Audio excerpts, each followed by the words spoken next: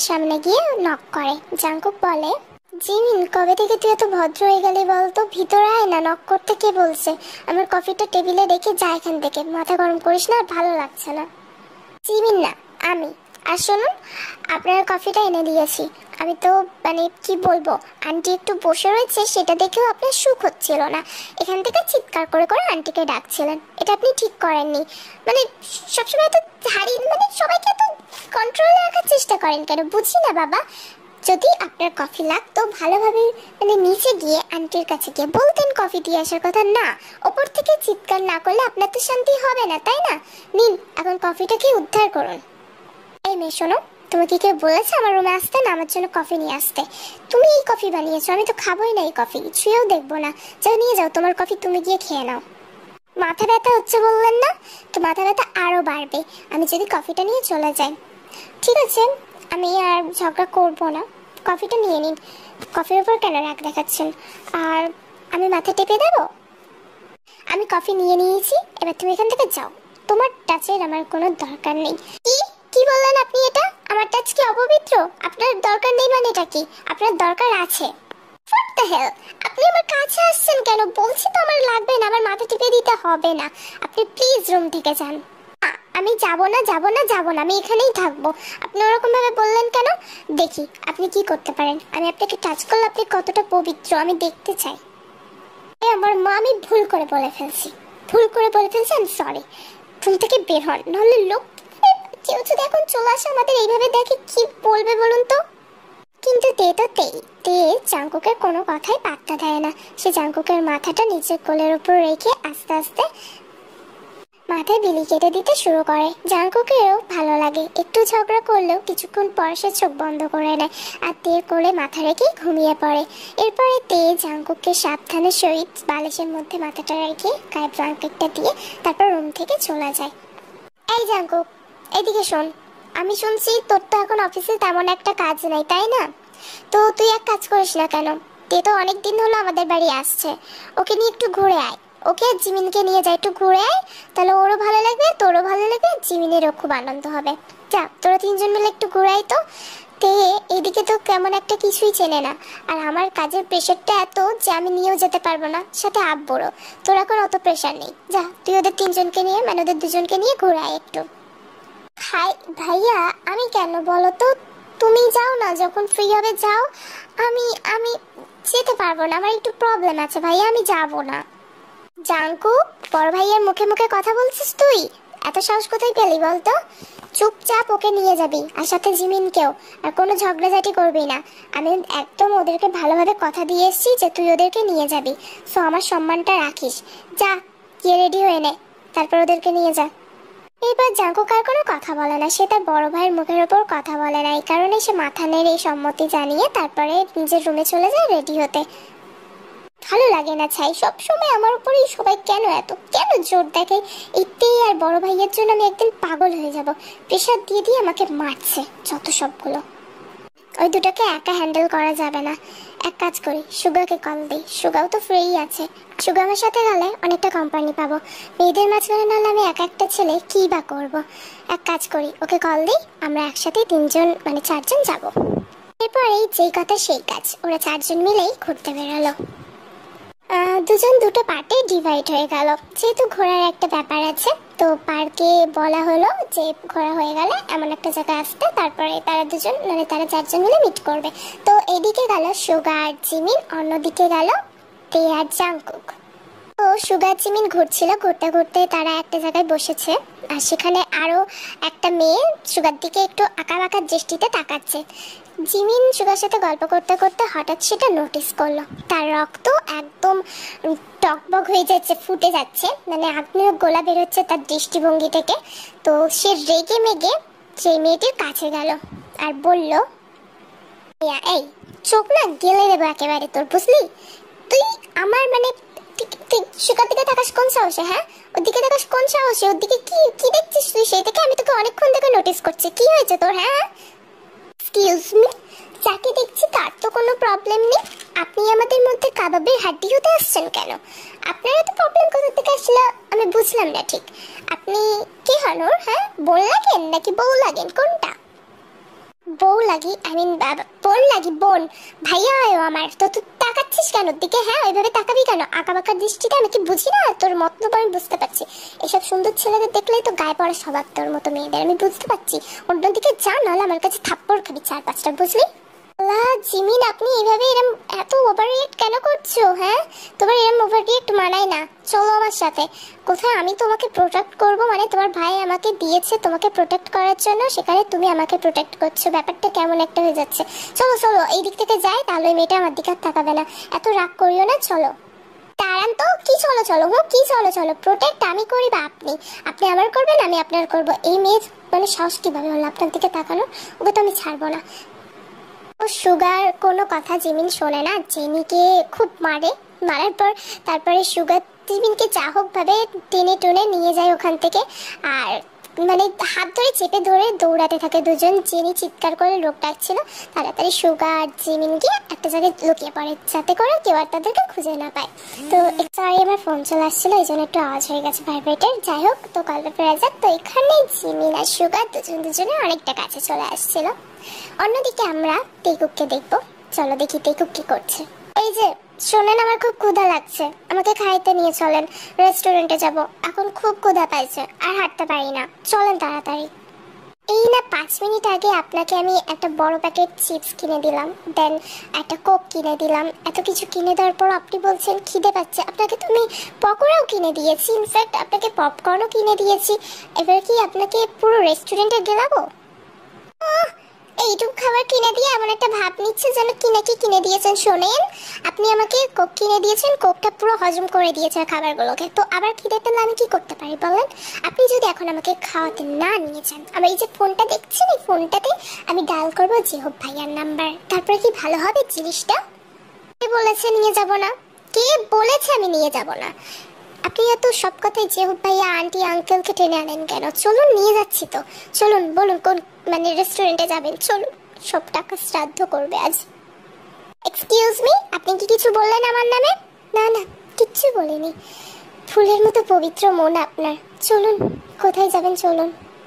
যে ভাইয়া, আমি যেগুলো বলছি নোট করেন, এগুলো সব নিয়ে আসবেন, আর 5 মিনিটের মধ্যে নিয়ে আসবেন।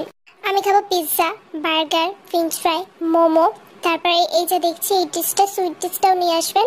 আর আইসক্রিম ডিজার্টগুলোর মধ্যে কাপ ডিজার্টটা নিয়ে আসবেন। অ্যান্ড কাপ ডিজার্টের সাথে সাথে যেটা আরেকটা আছে কর্নেটো, ওইটাও নিয়ে আসবেন। আর বেশি করে চাউমিন নিয়ে আসবেন ঝাল দিয়ে দিয়ে। আর রোলটাও নিয়ে আসবেন, ওটা টেস্ট করে দেখতে চাই। ইনফ্যাক্ট আমি আর 1 প্লেট বিরিয়ানিও নিতে চাই। আর কি নেওয়া যায়, আর কি নেওয়া যায়? এক কাজ করে আমার জন্য স্যান্ডউইচও নিয়ে আসবেন, চকলেট কেকটা নিয়ে আসবেন, পেস্ট্রি নিয়ে আসবেন, টেস্টি টেস্টি একদম। আর আমি এটাও নিতে চাই, এই ডিজার্টটাও নিতে চাই, এটাও আপনি সিলেক্ট করুন। আর আর আর কি বলি, আর এগুলো, আর হ্যাঁ, গ্লাস লস্যি দিয়ে দেবেন, একটা কোকো দিয়ে দেবেন সাথে। এত কিছু খাবো, হজমেরও তো দরকার। বাস বাস, এইটুকু আনুন। আর ভালো ভালো যা আছে, যা আপনাদের রেস্টুরেন্টে ভালো আরও, সেগুলোও নিয়ে আসুন। যান, এইটুকুই বাস, আর বেশি খাবো না। অত খেতে পারি নাকি? ভাইয়া, সত্যি এইটা আপনার জিএফ ভাইয়া? এত খায় ম্যাডাম? কিন্তু আমাদেরই তো লাভ। ঠিক আছে ম্যাডাম, আমি সব নিয়ে আসছি, আপনি ওয়েট করুন, 5 মিনিটের মধ্যে সব নিয়ে আসছি। জাংকুক, দেখছেন কিভাবে আমার খাওয়ানোর দিকে নজর দিচ্ছে পোলাটা? আপনি কিছু না বলে চুপচাপ বসে আছেন কেন? কি ফোন টিপছেন? আমি আমি হিসাবটা করলাম, মানে কতটা তুমি করলে, মানে কতটা বিল করলে ক্যালকুলেট করে বের করলাম। এত খাবে তুমি? ওইটুকু পেট, এই তো চিকন দেখতে তোমাকে। এত জায়গা রয়েছে পেটের মধ্যে, আমি তো জানতাম না। তাহলে রেস্টুরেন্টের জীবনে আনতাম না। আমার কাছে বেশি টাকা নেই। যদি বিল বেশি আসে আপনাকে আর আমাকে দুজনকে মিলে থালা বাসনগুলো মাজতে হবে। তো তখন জেনে নেবেন কোন দিকে রয়েছে। আরে চাপ নিচ্ছ কেন? চাপ নিচ্ছেন কেন? যদি এরকম কিছু হয় বলবেন। বিকাশে, ফোনপে, গুগল পে, এখন তো সব অ্যাভেলেবেল। টাকা পাঠিয়ে দিতে। আপনার ফ্রেন্ডটাও তো আছে সুগা, আরও জিমিন, ও তো কিছু খাবে না আমি জানি। তো সুগা ভাইয়ের কাছে যা টাকা আছে ওইটা দিয়ে খাইয়ে দেবেন। এখন এত চিন্তা করবেন না, আপনিও খাবেন আমার সাথে। চলুন এখন খাওয়া যাক। আমার তো দেখে আর লোভ সামলাতে পারছি না, আমি আগে সবগুলো খাবো। আর কি বলবো, আপনি এত খান, এই মেয়েটা মানে মেয়ে নাকি রাক্ষসী কিছুই তো বুঝতে পারছি না। বাবা এত খেয়ে যাচ্ছে সেই থেকে, কিছু বলার নেই, খা। আর কি করবো, যে হোক ভাইয়া জানতে পারলেন, নাহলে আমাকে অনেক বকবে। খান খান, আপনি মন দিয়ে খান। আপনি খাবেন না? না, খিদে নেই। আপনাকে দেখি আমার পেটটা ভরে যাচ্ছে, খান, আপনি খান। এই মেয়ে, এবার আমার ছাদে উঠছেন কেন? হ্যাঁ, ছাদে উঠে কি করছেন আমার ফুল গাছগুলোর সাথে? ফুল গাছগুলো পানি আপনাকে কে দিতে বলেছে? আমি আমার ফুল গাছে পানি দিই, আমার গাছ আমি যা খুশি করবো।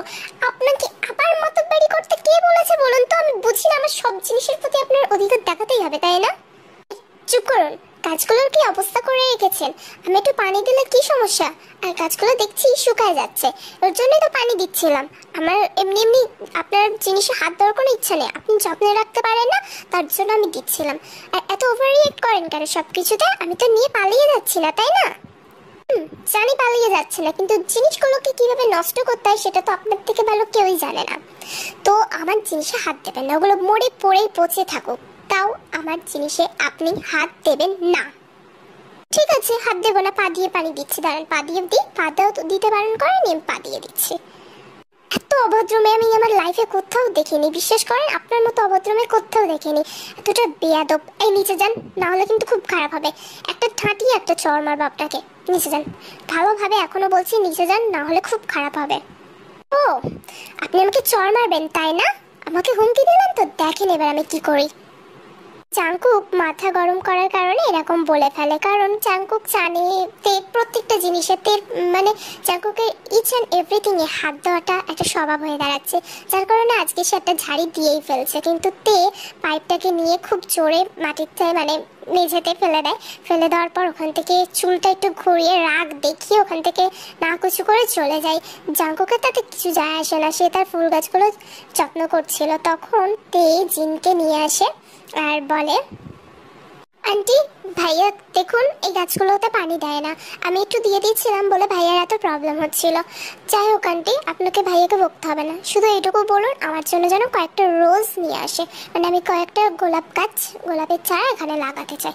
যতদিন আছে আমি ওগুলো টেক কেয়ার করবো, ভাইয়াকে শুধু একটু এনে দিতে বলুন।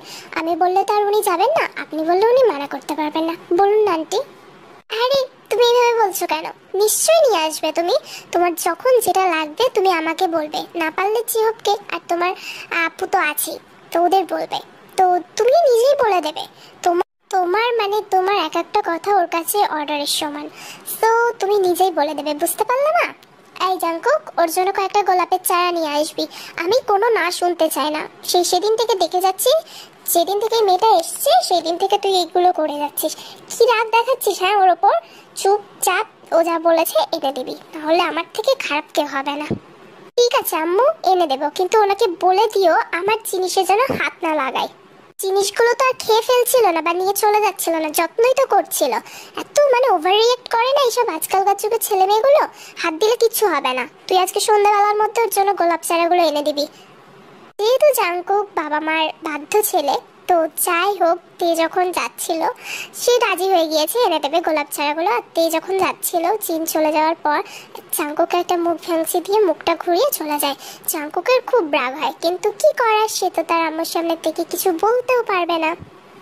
আজ অনুষ্ঠানের দিন চলে আসে, তো জেকে সব ফ্রেন্ডরা চলে আসছে। অন্যদিকে জিমিন রান্নাঘরে কিচেনি করছে, তখন সেখানে জেকে চলে আসে আর জিমিনকে টিজ করতে থাকে। কি রে ফেচুন্নির ঘরে ফেচুন্নি, কি রান্না করিস?